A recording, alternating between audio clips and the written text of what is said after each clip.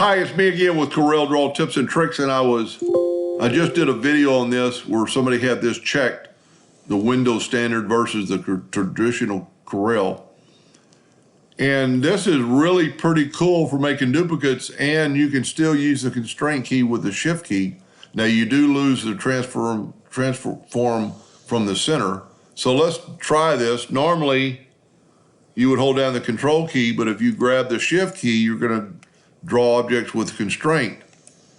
But what's really kind of neat about this, if you were kind of a new way to make duplicates, holding down the control key and just move it over and let go, it'll make copies if you were just doing some stuff like that. And it's just another way to make copies. Of course, they're not perfectly in a line. And I do not like the fact that, so normally I'm going to hold down the shift key and I make a perfect circle or a perfect square, but you can't go from the center like you could before. So let's put that back, and I'll just kind of show you.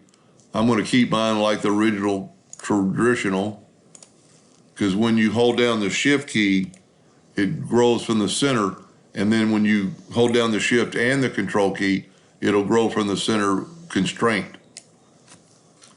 Anyway, hope that a little bit helpful, and thank you for watching.